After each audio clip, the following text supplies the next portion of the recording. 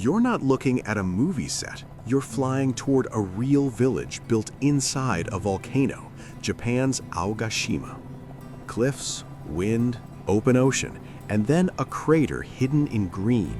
This island feels like it wants to stay undiscovered. Even arriving is a challenge. Weather can cancel everything, and the island decides when you're allowed in. And then the reveal. An entire community tucked inside a volcanic bowl with roads like pencil lines on the crater floor.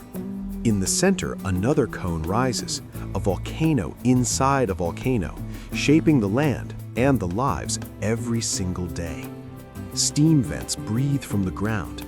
Here, the Earth isn't just scenery, it's an active presence you can feel. People still live here, calm, ordinary, real, on a volcano that once forced everyone to flee. Why come back?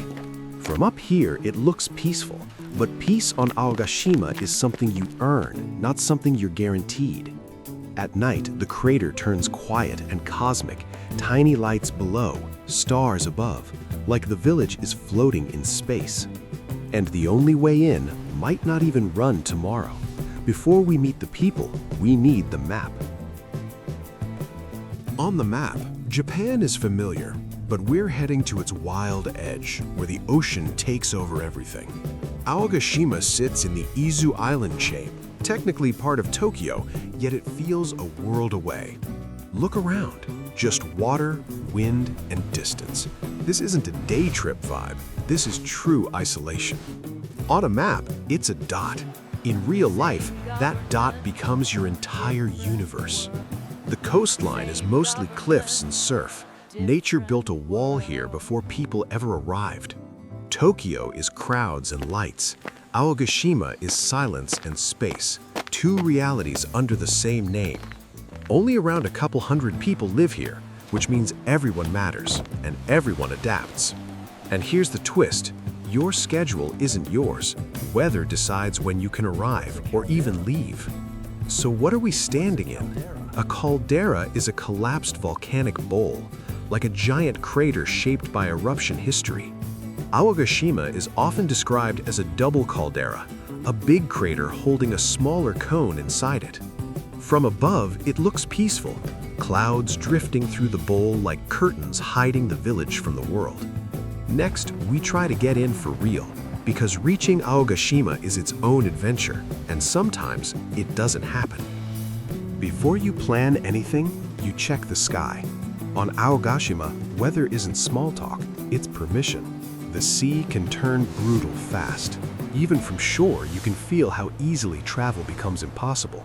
Most routes involve hopping through nearby islands, then taking a ferry or a short helicopter ride, if conditions cooperate. Inside the terminal, everyone waits quietly. On remote islands, waiting is part of the schedule.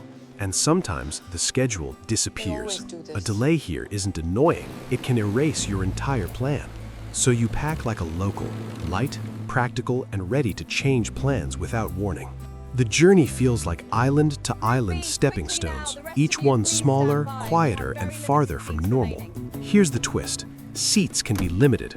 Even with a ticket, you're never fully guaranteed today's ride. Once you're in, you follow the crew, buckle up, and accept one rule. Stay calm and listen. Over open water, everything looks exposed. No highways, no bridges, just ocean between you and help. Then Aogashima appears. Steep cliffs, tiny landing space, and a sense that the island barely makes room for humans. Touchdown feels earned. Everyone moves carefully, because here, small mistakes can become big problems. Supplies come in the same way people do. Groceries, tools, and essentials arrive like a lifeline. That's the hidden stress. If you miss a connection, you don't just miss a trip, your whole timeline collapses. Roads are narrow and the weather changes fast. The island keeps reminding you who's in control. And then comes the second surprise, because the town isn't on the coast, it's hiding inside the mountain. You crest a ridge and the crater begins to open below, like a secret bowl the ocean can't see. Suddenly it's quiet. Homes, gardens, and a real community tucked into green walls of volcanic rock. Next, we go deeper into daily life, because living here isn't just surviving the volcano, it's building a rhythm. Inside the crater, the village spreads out like scattered puzzle pieces. Homes, gardens, and narrow roads shaped by the bowl. There's no rush hour energy here. A single truck passing feels like an event in the quiet air. Every delivery matters. When you live this far out, a small package can be a big deal. Mornings arrive softly, mist on the crater walls, sunlight touching rooftops like it's carefully entering a private world. Many locals grow what they can. A small garden isn't a hobby here, it's part of staying steady. In a community this small, faces become familiar fast. You don't just live near neighbors, you notice them daily. And you learn a new rule. On tiny islands, planning is survival, because options can disappear overnight. There's even a tiny school. It's not about size, it's about keeping a community alive across generations. Inside, the classroom feels intimate. A few desks, a focused teacher, and a kind of attention big cities forget. Even lunch is scaled to the island. Simple, careful, efficient. Small routines become the heartbeat of the day. The quiet details say everything. Shoes lined up, doors sliding softly, and a place built for just a handful. Essentials still have to run. Public services, basic help, the little systems that make daily life possible. Paperwork here isn't abstract. One stamp, one form, one call, everything affects someone you actually know. When supplies arrive, it's teamwork by default. People lift together because there's no backup crew waiting. And here's the uncomfortable truth. When something goes wrong, help isn't minutes away, it's an island away. Laundry in the wind, rain on leaves, ordinary scenes, but framed by crater walls that never let you forget where you are. Many residents wear multiple hats. On Aogashima, you don't just have a job, you have a role in the village. Shops are small, choices are limited, and you learn to appreciate basics the way tourists only pretend to. Then weather shifts again. Rain turns roads glossy, and the island quietly reminds you who sets the schedule. At night, homes feel warm and close. Cooking, sharing, and small talk become a kind of island medicine.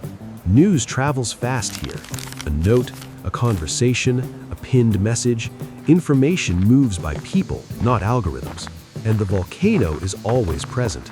Steam rising beside a path, while locals walk past like it's normal. That's when you realize the twist. This volcano isn't only a threat, it can be a tool. The land feels alive. Drifting steam, green walls, an inner cone watching from the center like a silent clock. Follow the residents and the story shifts, because next we'll see how the island actually uses the Earth's heat. Steam breathes out again and again. On Aogashima, the volcano doesn't just shape the view, it shapes the routine. On Aogashima, steam isn't background scenery, it's the island's energy. Quiet, constant, and surprisingly useful. Up close, you can see the heat at work. Vents exhale, rocks sweat, and the air shimmers. Near the crater, even a simple campsite feels different, like you're sleeping beside a living engine. There's a geothermal sauna here, modest and local, where visitors come to warm up the old-fashioned way. Inside, it's soft steam and slow breathing, less luxury spa, more nature-powered reset. And outside, the landscape keeps whispering the same message. The ground is warm because the volcano is alive. Then you see the trick that stops you. People cook with the volcano, like the earth is their stove. Locals and visitors use steam carefully, keeping a safe distance. It's practical, not reckless, just smart island living. Eggs come out glossy with condensation, simple and perfect, as if the island did the cooking for you. Potatoes and vegetables go in next, wrapped and lowered into the steam. Slow food, powered by geology. From far away, those steam columns look like signals, rising from the crater like someone sending messages to the sky. And steam doesn't only cook dinner, it helps create something the island is proud of: handmade salt. Seawater is brought in, then warmed and dried near geothermal heat until crystals begin to form. The crystals look almost unreal, Many people say chefs love this salt for its clean, mineral taste. It's gathered gently, sifted by hand, and treated like a craft, not a factory product. That's the magic of Aogashima. Ocean all around, volcano beneath, and a village in the middle. In a small kitchen, a pinch of that salt becomes a signature. Simple food suddenly tasting like a place. And when the day winds down, many islands in this region are known for shochu, clear, strong, and shared slowly. Even small production feels careful here. Pipes, heat, condensation, every step controlled because resources are limited. What matters most isn't to drink, it's the moment. Neighbors talking, laughing softly, keeping community warm. Steam cooks, steam dries salt, and life slows down with shochu, three gifts that come from one restless island. But everyone knows the rule: respect the heat. Barriers and distance are part of enjoying this safely. In the trees, steam drifts like fog, and you realize the volcano is working even when you're not watching. Underfoot, the ground tells its own story. Dark rock, ash-like textures, reminders of how this land was made. And here's the part many visitors forget. This island didn't always feel livable. People once had to leave. When clouds gather over the crater, the mood changes fast, like the island is showing you a different face.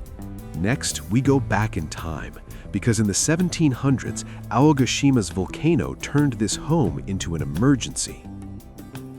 Long before satellites and warning systems, this island was just a tiny dot at the edge of Japan's world, isolated, remote, and already shaped by fire beneath the sea. For generations, people here watched the inner mountain closely, reading smoke and silence, knowing that one day the volcano would speak again. It didn't arrive with an explosion. It began quietly, with cups trembling, floors whispering, and a feeling that something underneath had shifted. That night, clouds swallowed the crater, and a faint red glow flickered behind them. Not a promise of eruption, but a warning no one slept through. By morning, ash settled like gray snow, coating leaves and rooftops, forcing people to cover their faces and accept what the air was telling them. Families packed only what they could carry: food, water, memories, and small objects that meant home, knowing most of everything else would stay behind. Boats pushed into rough water as waves struck the hulls, every step careful, every glance urgent, because hesitation could cost everything. From the sea, the cliffs faded into mist, and the island slowly disappeared, as if erasing itself from their lives.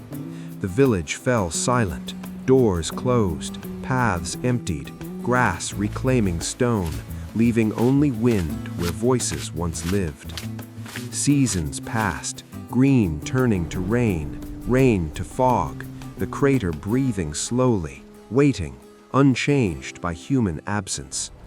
From above, the island revealed its truth, a giant bowl of stone with a smaller volcano resting inside, beauty and danger sharing the same shape. Layer by layer, the rock remembered every eruption, every collapse, every pause, holding the island's history beneath the surface. Years later, scientists would study these signs, watching patterns, measuring risk, trying to understand when the mountain might speak again. Time moved on without people, calendars flipping, homes gathering dust, decades passing as if no one had ever lived here.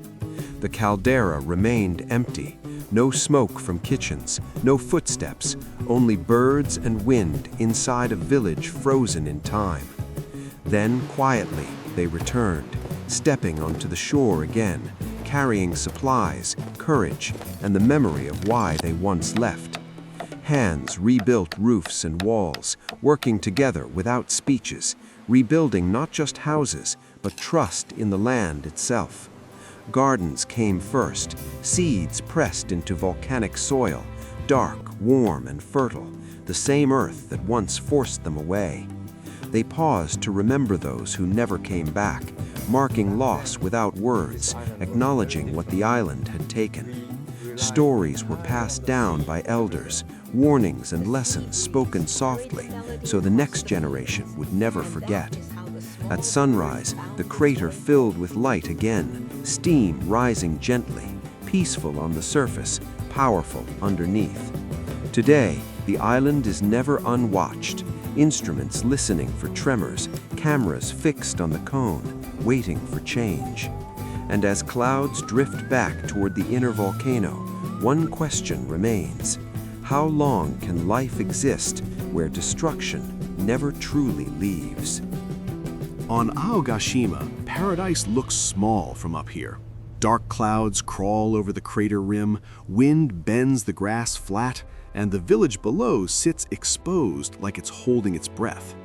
And when the weather turns, the island doesn't just get dramatic, it gets cut off, with waves hammering the breakwater and the harbor going suddenly still. So people do what you do anywhere else: refresh, refresh, refresh, hoping the next update means a boat is coming, not another cancellation. Inside the tiny terminal, you can feel the math of isolation. A few passengers, a few bags, and staff apologizing with the same tired gestures. Because everything you need, food, fuel, basics, arrives in crates, in modest quantities, and only when the sea allows it. In homes, the reality is written in simple lists and nearly empty shelves, not because people forgot, but because options are never guaranteed. And here's the hook nobody posts: what happens if you get sick on an island where help is limited and distance is the real emergency? Inside the clinic, the cabinet tells the truth: basic supplies, careful checks, and a quiet awareness that enough has a different meaning here. For older residents, even a small step can be a daily negotiation, with family offering an arm because aging on Aogashima comes with extra weight. Sometimes the hardest decision isn't staying, it's leaving. Folding clothes into a suitcase on tatami, ticket in hand, trying not to make it final. Then fog rolls in on the cliff road, and the island feels closed again. No cars, no visibility, just a reminder that movement here is never promised. That's why the volcano is always listened to, seismograph needles twitching like a heartbeat, because the ground is the one schedule you can't ignore. And even when the steam looks harmless, there are boundaries, ropes, guides, quiet warnings, because this heat can help you or hurt you. You feel it in your boots, stopping at the edge of the path, steam drifting past, a small pause that says, "Don't test the island." Here's another truth: the perfect crater shot is real, but so is the mud, the wind, and the drizzle just outside the frame. Even staying the night is a gamble. Few guest houses, few rooms, travelers waiting politely because capacity here is measured in single digits. In the shop, aisles are tight, visitors browse softly, locals pass through, and you realize how small the margins are when everyone shares the same space. Out on the trail, guides keep you on the path, not to control you, but to protect fragile plants that can't survive 1,000 careless footsteps. And nothing disappears. Trash is tied, stacked, scheduled, because on an island this small, every leftover has to go somewhere. So residents meet, talk it through, and make tough choices calmly, because survival here isn't dramatic, it's organized. Then the storm returns, the harbor goes darker, and one person watches the sea like it's a locked door, because sometimes, yes, you really are stuck here. And at dusk, the crater glows with village lights and thin threads of steam, beautiful, fragile, setting us up for the biggest question next: myth versus reality. Social media makes Aogashima look like it's erupting every 5 minutes. Fiery glow, angry clouds, pure disaster scrolling past your thumb. But the real view is almost the opposite. A calm, green bowl of crater, an inner cone like a centerpiece, and a tiny village living quietly on the floor. That calm isn't luck, it's vigilance, with monitoring tools listening for the smallest tremor, like the island is always being checked for a pulse. Another myth says it's a tourist hotspot: crowds, selfie lines, noise. until you step onto the trail here and hear nothing but wind. Even lodging proves it. A small guest house, a couple backpacks outside, and the owner's hand saying full without needing a sign. Most days, it's not visitors, it's neighbors, gardens, and the slow rhythm of local life, where a wave down the lane means more than a hashtag. At golden hour, steam threads drift through the crater, and the first lights switch on, and you realize this place isn't busy, it's intimate. Then the ocean reminds you who's in charge. Rough sea, empty dock, rain haze, because getting here is never as easy as a reel makes it look. Sometimes the only way in or out is limited seats on a helicopter, with staff keeping things calm while others wait their turn. And weather can erase plans in seconds. Grass flattening in the wind, clouds rolling fast, swallowing the view like a door closing. Inside the homes, the trade-offs are small but constant. Modest shelves, careful rationing, the last item placed like it matters. But there's another side to that cost. Community, where neighbors share food at a table, soft laughter filling the space the outside world can't reach. So under a sky packed with stars, with tiny village lights glowing below and faint steam drifting upward, the real question lands: would you live here? If this story pulled you in, subscribe for more strange corners of Earth. And next time, we're dropping the pin somewhere even more remote.